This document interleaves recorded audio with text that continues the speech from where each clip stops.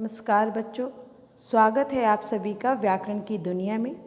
चलिए हम सब व्याकरण की दुनिया की सैर करते हैं।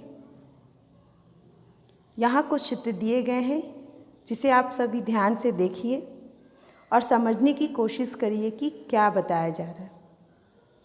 तो आपने देखा और समझा, हर चित्र में हर छोटा बड़ा अलग अलग तरीक़ों से अपने विचारों को पहुँचाने का प्रयत्न कर रहा है, अर्थात अपनी भाषाओं को अलग अलग ढंग से बताने का प्रयास कर रहा है। तो आज हम पढ़ेंगे व्याकरण का पहला पाठ, भाषा एवं व्याकरण। भाषा ऐसा साधन है जिसके द्वारा मानव अपने विचारों का आदान प्रदान करता है, अर्थात अपनी बातों को दूसरों तक पहुंचाता है और दूसरों की बातों को जानने और समझने की प्रयास करता है। वो किस तरह पहुंचाता है अपनी बातों को? भाषा के रूप में। कितने रूप हैं भाषा के? दो। पहला मौखिक भाषा और दूसरा लिखित भाषा। मौखिक भाषा मुख से बोले जाने वाली भाषा और लिखित भाषा अपनी भाषा को स्थायी रूप देने। और भी रूप है जैसे मातृभाषा, राष्ट्रभाषा। मातृभाषा अर्थात जो हम अपने घर परिवार से सीखते हैं।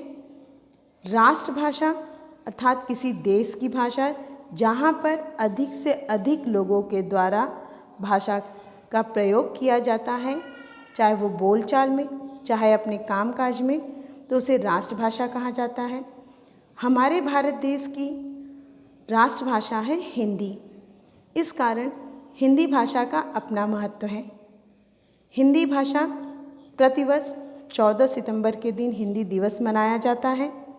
यहाँ पर आप अपनी बुक में हिंदी भाषा के महत्व में पढ़ेंगे तो आपको ये पता चलेगा कि हिंदी भारत की प्रमुख भाषा है। यह राष्ट्रीय संपर्क का सबसे बड़ा माध्यम है और प्रतिवर्ष 14 सितंबर को हिंदी दिवस मनाया जाता है। हिंदी विश्व की 3 बड़ी भाषाओं में से एक है। अब किसी भी भाषा को सही तरीके से बोलने और जानने के लिए हमें उसके नियमों का पता होना चाहिए। तो वो नियम हमें कहाँ से पता चलेंगे? व्याकरण के द्वारा। तो व्याकरण का क्या अर्थ है? व्याकरण वह शास्त्र है जिसके द्वारा हम किसी भी भाषा के शुद्ध रूप का ज्ञान प्राप्त करते हैं।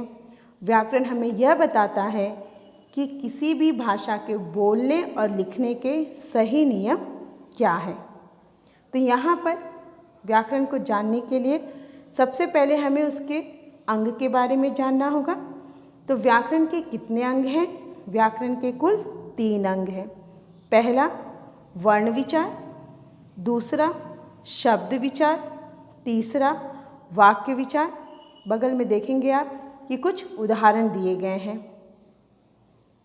नेक्स्ट, अब हम व्याकरण के नियमों के द्वारा भाषाओं को बोलने और लिखने की विधि तो जान गए, लेकिन हम अपने मौखिक भाषा को लिखित रूप में कैसे देंगे?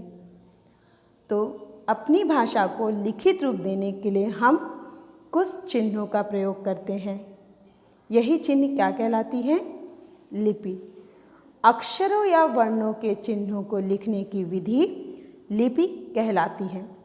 यहाँ कुछ भाषाएं दी गई हैं और उनकी लिपि, जैसे संस्कृत, देवनागरी, हिंदी, देवनागरी, अंग्रेजी, रोमन, उर्दू, फारसी, पंजाबी, गुरुमुखी।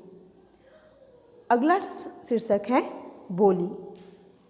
भाषा जो होती है वो बड़े पैमाने पर अधिक से अधिक लोगों के द्वारा प्रयोग किया जाता है और बोली यह भाषा के ही क्षेत्रीय रूप को कहा जाता है। यहाँ कुछ उदाहरण दिए गए हैं, जैसे पंजाबी, राजस्थानी, भोजपुरी, गुजराती, मराठी, बंगाली, खड़ी बोली आदि। हमारे भारत देश के संविधान में कुल 22 भाषाओं को मान्यता दी गई है। हमारे भारत देश में जितने राज्य हैं सभी राज्य की अपनी बोली है और वह बोली के द्वारा पहचानी और जानी जाती है। तो ये था आपका पहला पाठ भाषा एवं व्याकरण। धन्यवाद बच्चों।